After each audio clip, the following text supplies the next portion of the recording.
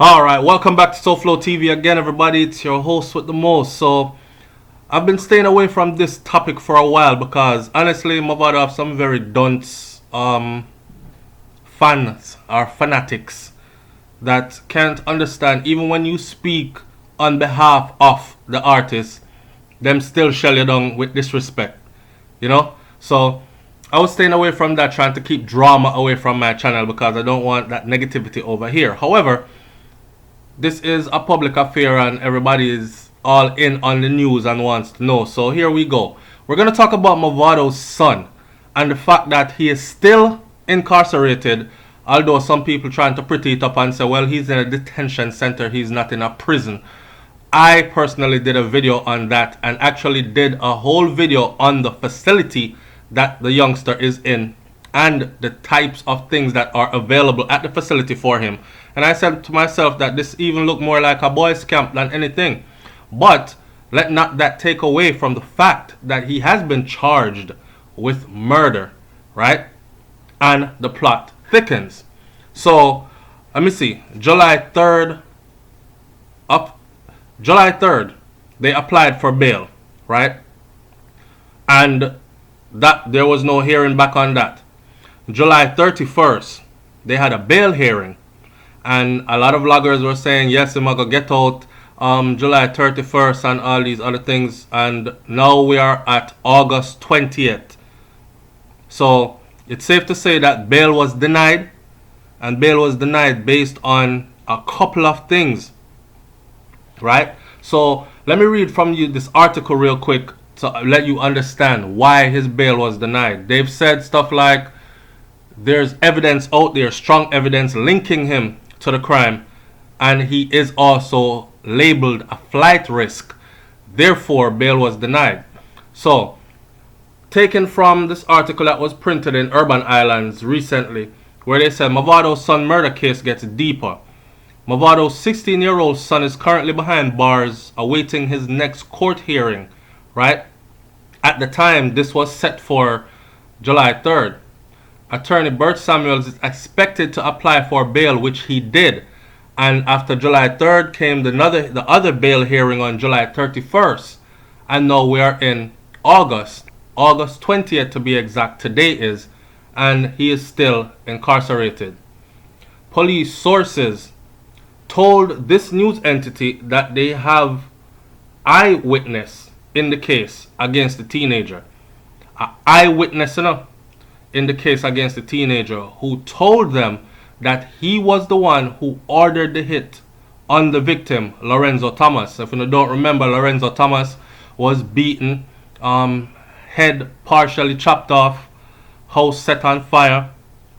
Detectives say they obtained a text message. I'm saying to myself, is a Vibes Cartel situation this? A text message. Check it. A lot of people didn't know this. Detectives are saying that they obtained a text message from the dancehall singer's son's cell phone. So from Mavado's son's cell phone, they were able to obtain a text message telling the co-accused, which is Andre Hines, a 23-year-old who was also arrested and charged, to behead Thomas.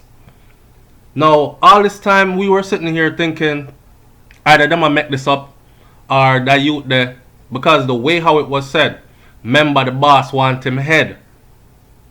The next message read, remember the boss want him head. It was actually a text message according to detectives.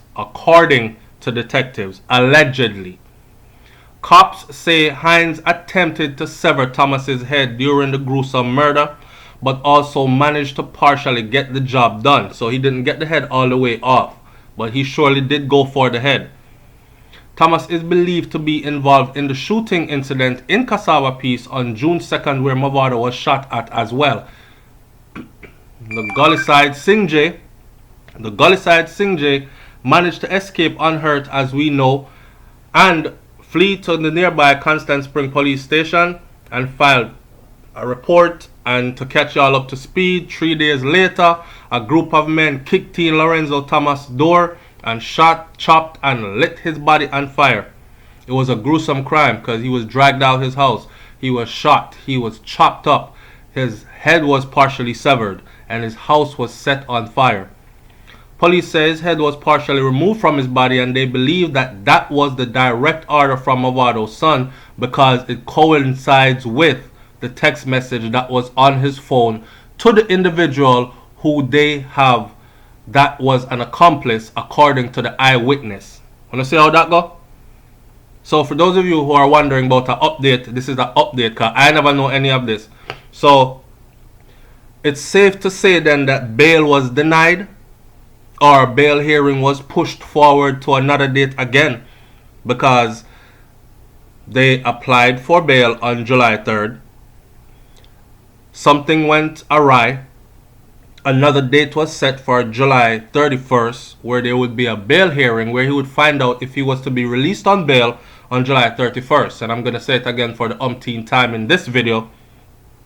We're in August 20th, and he is still not out on bail or any other. He is still incarcerated.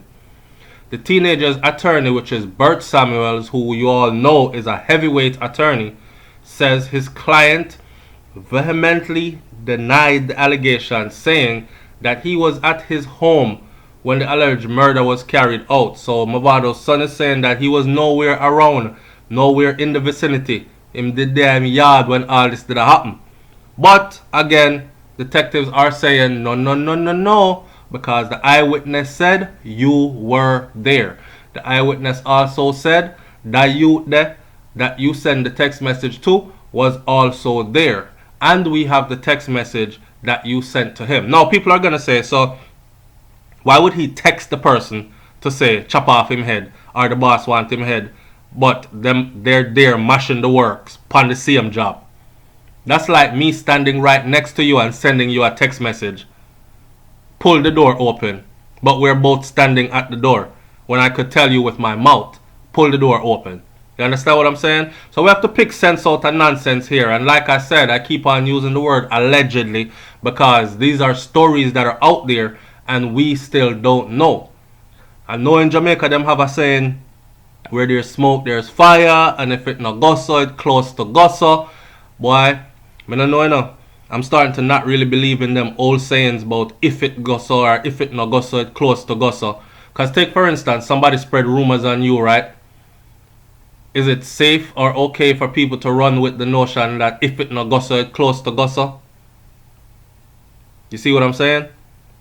So cops are also investigating a second murder case that took place outside of the Constant Spring Market just hours after Mavado was shot at.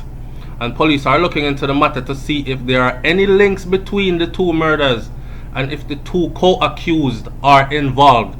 So not only have they already charged him with that murder and are allegedly claiming that they have good evidence and eyewitness, but there was another murder that took place around the same time within the same vicinity, and they are also investigating to see if there was a connection there.